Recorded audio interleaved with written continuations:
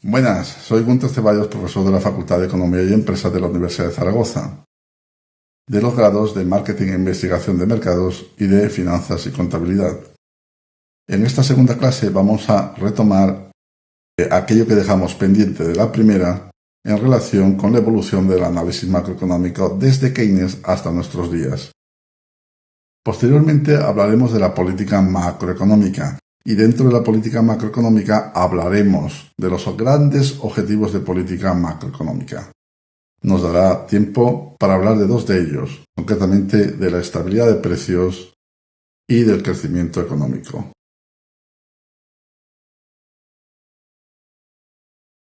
Resulta difícil reconocer el momento exacto en el que la macroeconomía entró a formar parte del núcleo de conocimientos científicos de la economía. No obstante, la mayoría de los economistas coincidimos en que esto ocurrió cuando, en la década de los años 30 del siglo pasado, en plena depresión de la economía estadounidense y mundial, la famosa obra de John Maynard Keynes, La teoría general de la ocupación, el interés y el dinero, se presentó para confrontarse con el pensamiento clásico de la época. Quizás sucedió en el momento más idóneo, en plena depresión económica.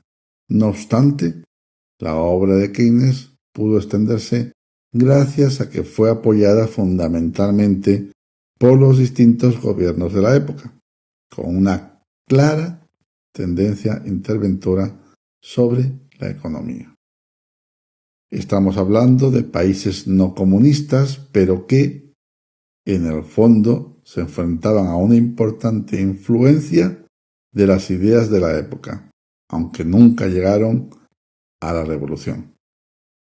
Cuando Keynes presentó sus ideas, muchas de las economías del mundo estaban enfrentando problemas importantes de estabilización económica, por lo que las ideas de Keynes fueron bien recibidas, dado que sus recetas planteaban una forma alternativa de entender la economía alejada de los cánones de la época. Otro importante economista y contemporáneo a Keynes fue sin duda Friedrich August von Hayek, quien desde el inicio fue el objetivo a batir en los debates por Keynes, pues nunca logró convencerle de sus argumentos. Por el contrario, Hayek representaba todas las ideas clásicas y liberales de la época. Aunque Hayek tuvo una gran influencia, esta fue decayendo poco a poco, en la medida que la obra de Keynes, la teoría general, fue ganando protagonismo en el mundo entero.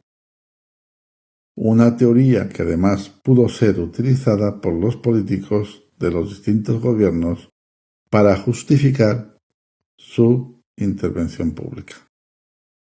La teoría general no solo influyó muchísimo en el pasado, sino también en el mundo en el que vivimos actualmente, pues sus políticas económicas han transformado nuestra sociedad. Sin quitar ningún mérito a la gran inteligencia demostrada por Keynes, las razones por las cuales su teoría de la ocupación, el interés y el dinero tuvo tanto éxito no fue solo gracias a él. También se debió en gran medida a las críticas que recibiera y a las refutaciones a su teoría por parte de los economistas clásicos de la época, que fueron aportando, tanto queriendo como sin querer, sus propios modelos a la construcción de la teoría neo-keynesiana.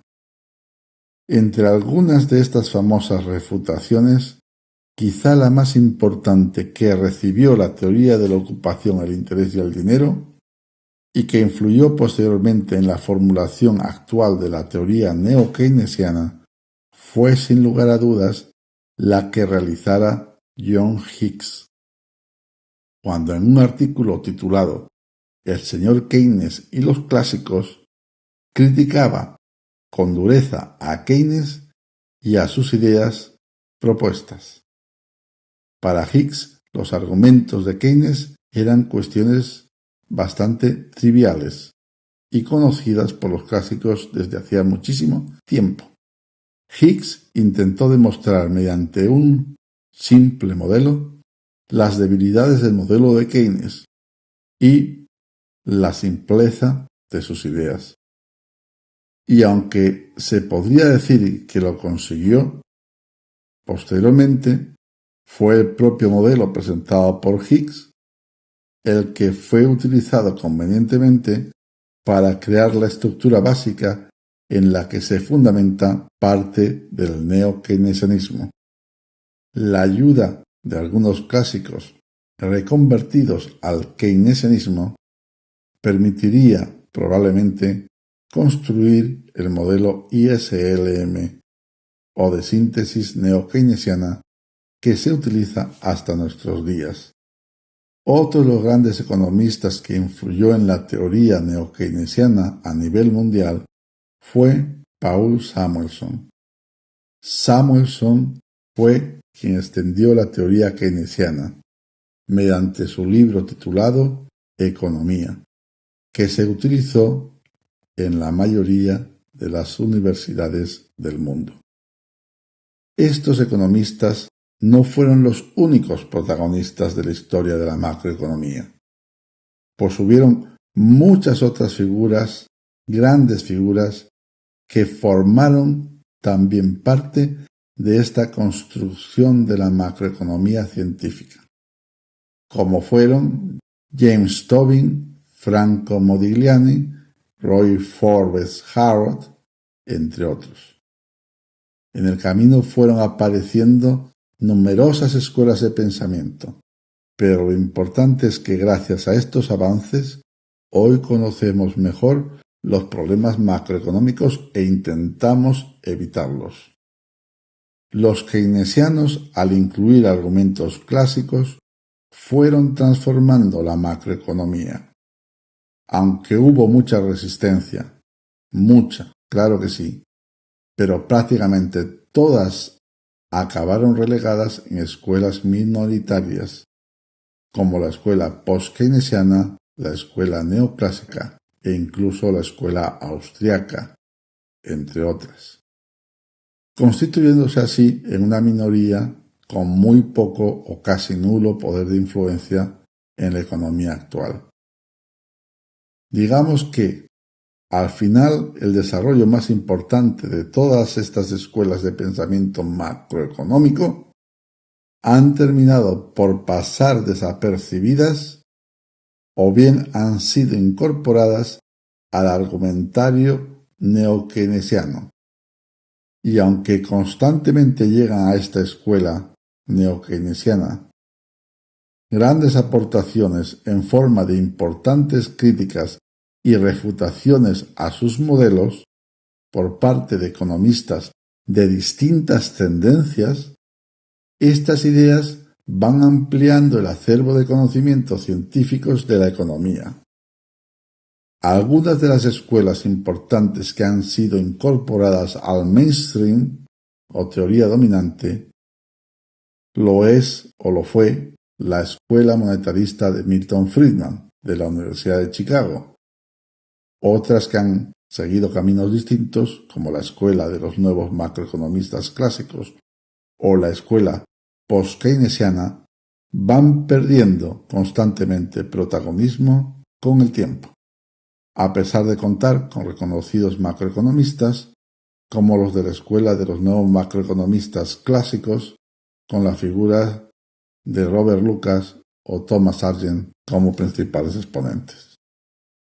Y aunque muchas de las ideas de estas otras escuelas se han tenido en cuenta y han enriquecido el conocimiento científico de la macroeconomía actual, sin embargo, hoy continúa habiendo cuestiones trascendentales que aún están por resolver.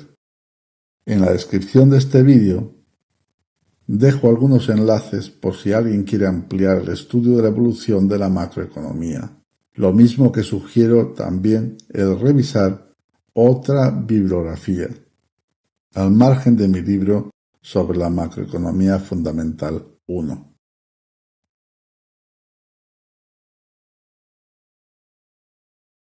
La política macroeconómica son metas que se trazan los responsables políticos y económicos de los países con la intención de conseguir alcanzar una serie de objetivos al margen de la situación en la que se encuentre la economía de dicho país. Los objetivos son estos que tengo aquí a mi derecha. Tienen que ver con la estabilidad de precios, con el crecimiento económico, con el equilibrio exterior o de balanza de pagos, con el pleno empleo y con el equilibrio presupuestario. Sin embargo, estos grandes objetivos de política macroeconómica no son fáciles de conseguir. Muchas veces existen incompatibilidades entre los objetivos de política macroeconómica, a pesar de disponer dentro de la macroeconomía de una serie de medidas o instrumentos de política macroeconómica como pueden ser las de demanda o de corto plazo o las de oferta o largo plazo. A pesar entonces de esas políticas, resulta complicado el alcanzar un mayor bienestar económico para toda la sociedad.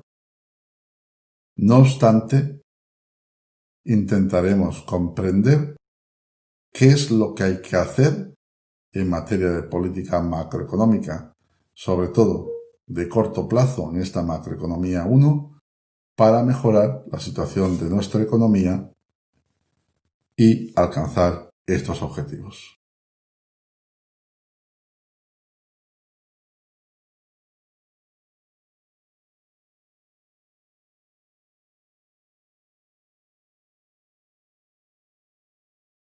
Sin duda alguna, si nos preguntan qué es la política macroeconómica, diremos que es un conjunto de medidas económicas de corto plazo destinadas a influir en el curso de la economía. Pero esto no es más que lo políticamente correcto. La realidad es que la política macroeconómica son medidas económicas que sirven para intervenir la economía y los mercados, ofreciendo un instrumento de control a los diversos gobiernos. Pero, ¿cómo se interviene en la economía? Se interviene a través de dos instrumentos de política macroeconómica: la política monetaria y la política fiscal. La política monetaria no está bajo el control del gobierno, la controlan los bancos centrales, que son los organismos autónomos, por regla general, del poder político. Antes de entrar en la Unión Europea, en España, nuestro banco central era el Banco de España, pero hoy quien controla toda la política monetaria española es el Banco Central Europeo. ¿Cuál es el objetivo de la política monetaria? La política monetaria busca influir sobre los tipos de interés, controlando la oferta monetaria, y de esta manera modificando la demanda privada de bienes y servicios. El Banco Central Europeo es hoy quien decide cuál va a ser el nivel de liquidez y, por tanto, la evolución del nivel de crédito en la Unión Europea. Por otra parte, la política fiscal está bajo el control del Parlamento, aunque ésta sea iniciada por el Poder Ejecutivo a través de los presupuestos generales del Estado, que se aprueban todos los años en el Congreso, pues es el Congreso y el Senado quienes aprueban dichos presupuestos cada año. Esto si se consigue la mayoría suficiente, naturalmente, como para llevarlos a cabo. En caso contrario, los gobiernos pueden optar o bien por renovar los presupuestos anteriores, es decir, de otros años, o disolver el Congreso y convocar nuevas elecciones. Los presupuestos representan la forma como el gobierno de turno entiende la situación económica del país y evidencia claramente cómo quiere que sea la composición de su economía, es decir, Si quiere que la economía tenga una mayor participación del sector público o bien del sector privado.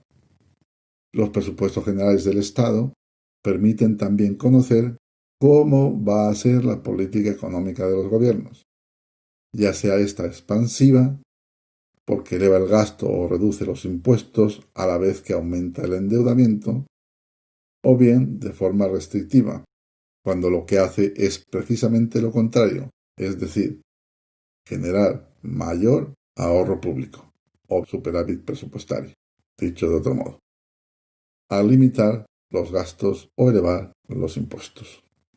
La política fiscal, por tanto, persigue, como la política monetaria, aumentar la demanda de la economía, o bien disminuirla, originando de esta manera cambios en la renta o producción. Tanto la política monetaria como la política fiscal son mecanismos de intervención económica que realizan, por un lado, el Banco Central y por el otro, la autoridad fiscal. La autoridad monetaria modifica los tipos de interés de equilibrio a través de una serie de instrumentos que ya detallaremos. Incrementan o disminuyen la cantidad de dinero y de este modo alteran el tipo de interés de la economía y modifican la liquidez del sistema. Por este motivo, a ese tipo de interés que regula la autoridad monetaria o Banco Central, lo definiremos como tipo de interés de intervención, pues no se trata de otra cosa más que de una intervención en el mercado del crédito bancario. La autoridad fiscal también interviene en la economía, pero en este caso interviene directamente sobre el mercado de bienes, aunque éste está de alguna manera también relacionado con el mercado monetario o de dinero. Los instrumentos de política fiscal son tres: el que modifica el gasto de consumo del gobierno o de las administraciones públicas, el que permite modificar el gasto en transferencias asistenciales y, por último, el que consigue modificar los impuestos a través de la política fiscal o recaudatoria, mediante lo que conocemos como las tasas impositivas, que no son otra cosa que impuestos, que en la macroeconomía utiliza de forma muy especial, considerando una tasa impositiva como una tasa promedio del general de los impuestos, que lo que hace es medir, entre otras cosas, la presión fiscal que ejerce el gobierno sobre sus ciudadanos.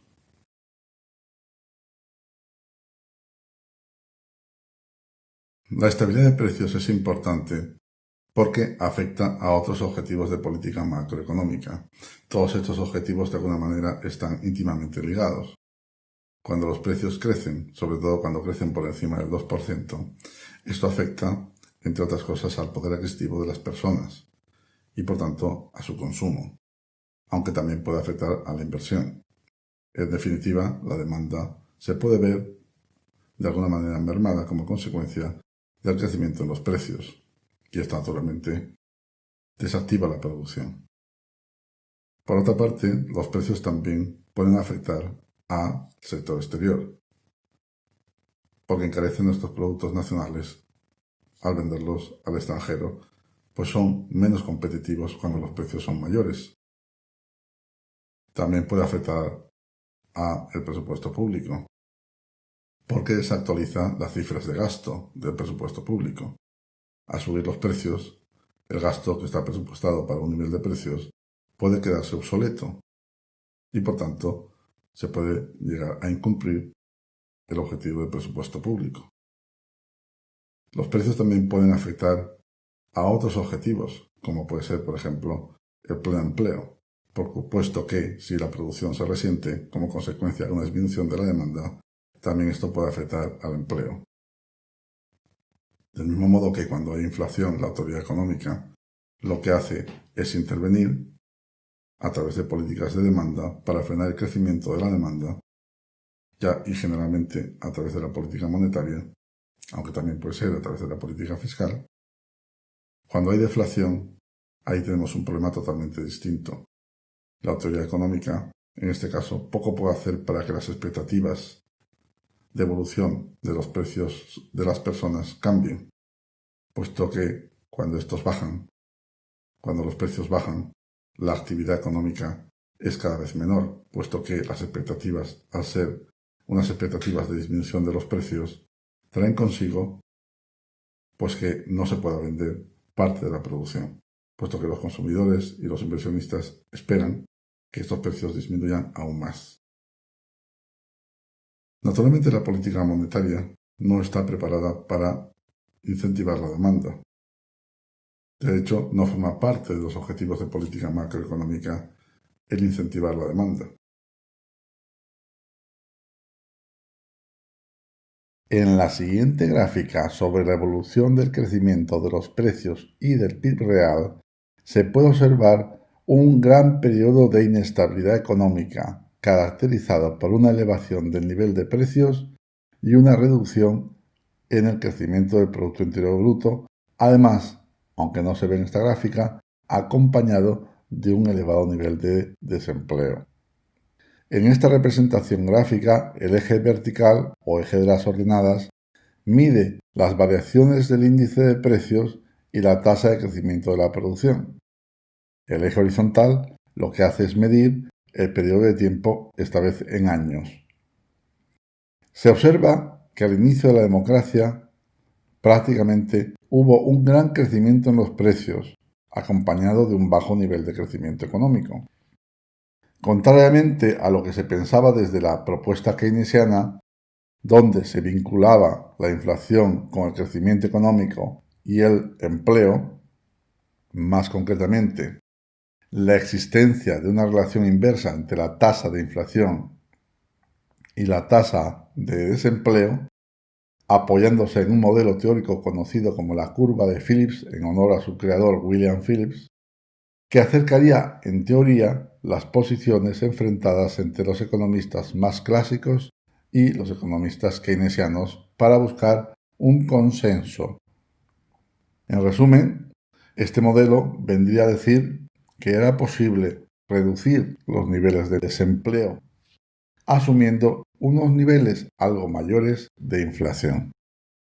Sin embargo, debido a fenómenos como el que se puede observar en la gráfica durante los años 72 a 1986, conocido como estanflación, donde, pues la inflación era alta, pero no iba acompañada con un menor nivel de desempleo ni con un mayor nivel de crecimiento, como se pensaba por aquella fecha, y como así lo hacían ver los keynesianos, que sin embargo acabó por ser derribada por la evidencia.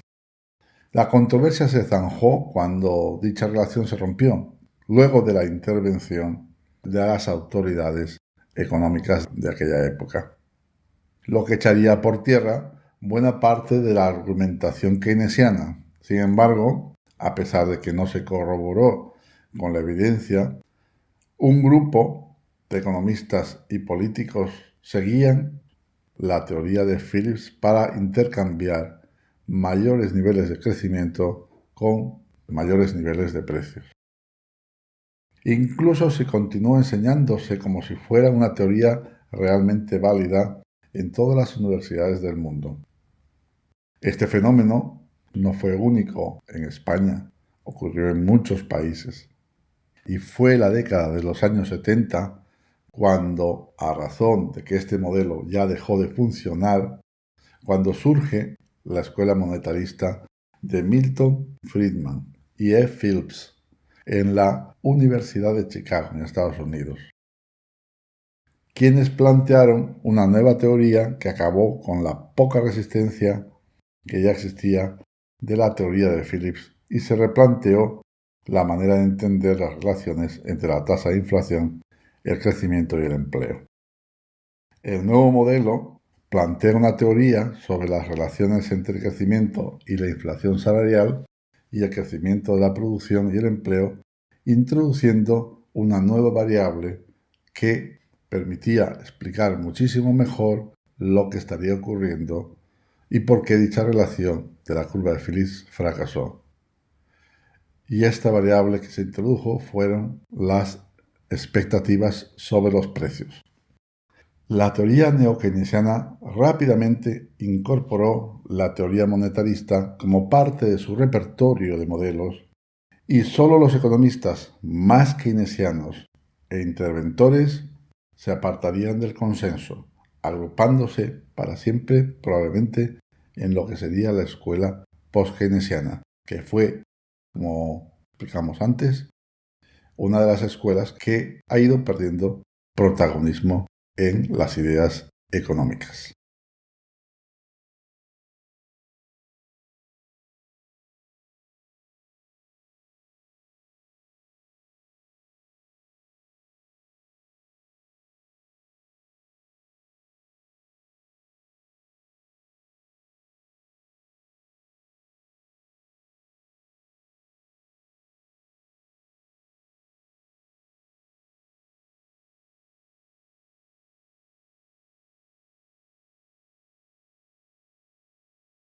El crecimiento económico es uno de los grandes objetivos de política macroeconómica. De hecho, este objetivo tiene que ver con los modelos macroeconómicos, está vinculado a ellos, puesto que cuando hablamos de los modelos macroeconómicos siempre tenemos que hablar de la producción. Pero ¿cómo se mide la producción? La producción se mide a través de una macromagnitud conocida como el Producto Interior Bruto. Y lo que se intenta medir es cómo evoluciona este Producto Interior Bruto en el tiempo. Este Producto Interior Bruto generalmente lo medimos en términos reales y no nominales porque lo que nos interesa es observar cómo evolucionan las unidades físicas producidas más que los precios. Es decir, que no utilizamos el Producto Interior Bruto nominal, sino el real. Hay que decir además que este Producto Interior Bruto está ligado a otros objetivos de política macroeconómica, como puede ser, como hemos dicho antes, el empleo. Cuando el crecimiento económico es escaso, naturalmente se crean pocos puestos de trabajo. Un crecimiento por encima del 3,5% es necesario en España para crear empleo. Esto se debe a muchas razones. Una de ellas tiene que ver con el mercado laboral. Luego hablaremos de este tema. Lo cierto es que el crecimiento también está vinculado a otros objetivos, como puede ser la que tiene que ver con los ingresos fiscales, puesto que a mayor nivel de renta, mayores son los ingresos fiscales. Naturalmente, la producción normalmente se puede ubicar o bien a nivel de la producción de plena capacidad, por debajo de esta o por encima de esta. Y de eso dependerá cómo va a ser la evolución futura del Producto Interior Bruto.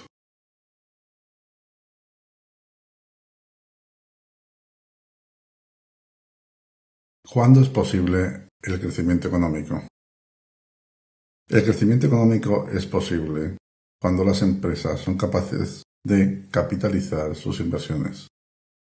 Y esto ocurre necesariamente cuando las economías disponen para sus empresas de la suficiente liquidez, es decir, del crédito que se necesita para poder capitalizar ese tipo de inversión, necesaria para producir otros bienes o servicios.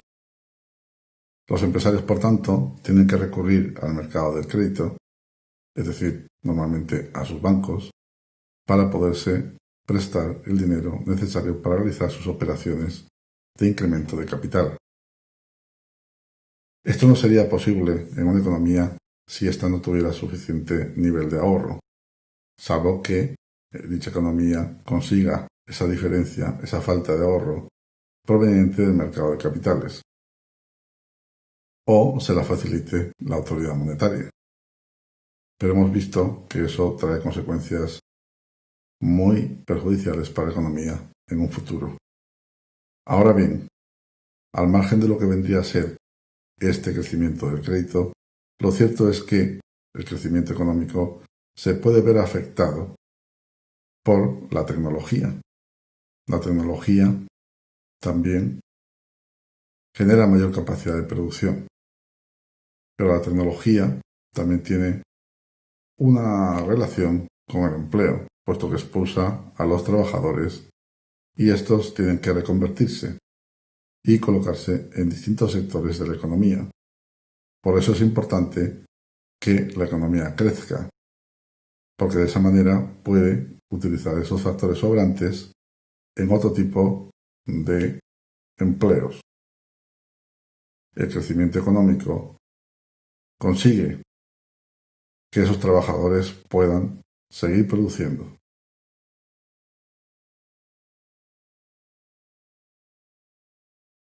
La economía por lo general puede crecer si existen recursos disponibles.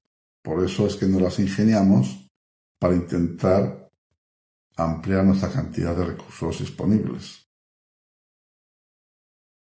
Pero no solamente depende de los recursos disponibles, también depende de la productividad. Como hemos visto, la productividad mejora cuando hay mayor tecnología y por tanto se usa mejor los factores de producción.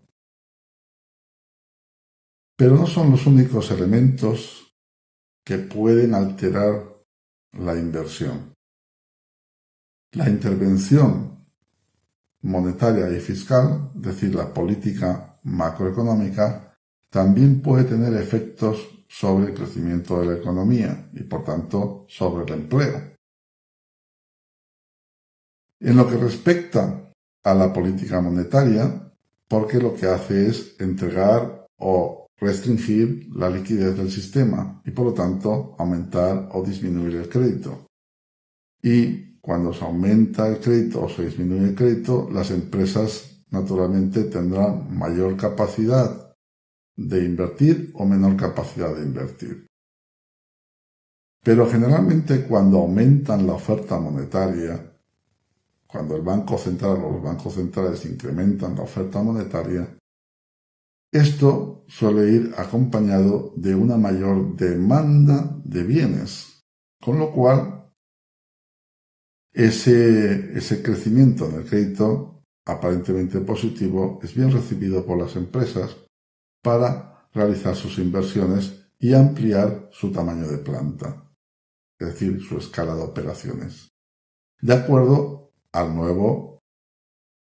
la nueva situación del mercado.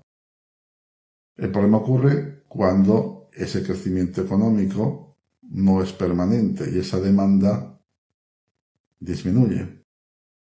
Las empresas que se han sobredimensionado no serán capaces de hacer frente a la situación y finalmente tendrán que cerrar.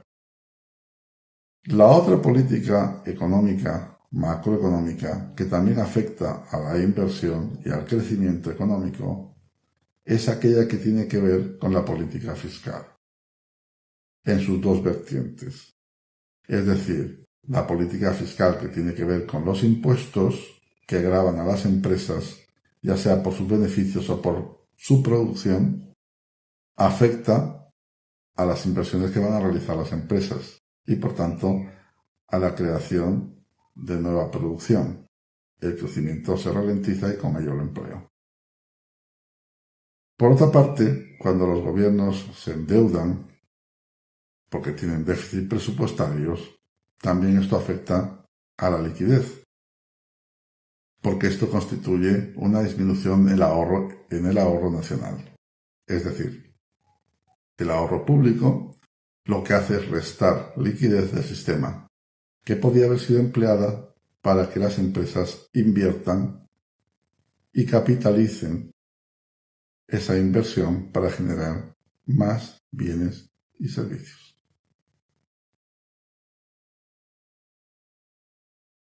A continuación vemos el crecimiento económico del PIB en España. En el eje vertical se mide el valor del Producto Interior Bruto de dos formas distintas. Se utiliza el Producto Interior Bruto nominal y el Producto Interior Bruto real. El nominal aparece en color rojo y el real aparece en color azul. En el eje horizontal medimos el periodo de tiempo, en años. Ambas gráficas tienen un punto de intersección en el año 2000. ¿Qué significa esto? Significa que el año 2000 ambas representaciones del Producto Interior Bruto coinciden a nivel de precios. En la práctica, el Producto Interior Bruto real ha tomado los precios constantes del año 2000. La representación roja del Producto Interior Bruto nominal o a precios corrientes, que aparece de forma punteada, tiene una mayor inclinación porque la tasa de crecimiento es muchísimo mayor, dado que el valor del Producto Interior Bruto atribuye el valor de la producción no solamente a las unidades físicas producidas, sino también a la evolución de los precios. Sin embargo, en la representación azul del Producto Interior Bruto real, el crecimiento de dicha curva no es tan pronunciada. La razón es que utiliza los precios constantes de un año, en este caso el año 2000. A la macroeconomía solamente le interesa medir el crecimiento a través del indicador Producto Interior Bruto real, puesto que el nominal está distorsionado debido a los precios. No obstante, en esta representación podemos observar que a partir del año 2008, la representación tanto del Producto Interior Bruto real como el nominal se parecen muchísimo.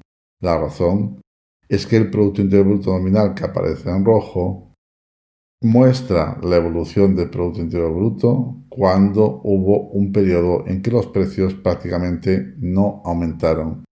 Incluso en algún momento llegaron a descender por debajo de cero, fenómeno que ya hemos definido como deflacionario.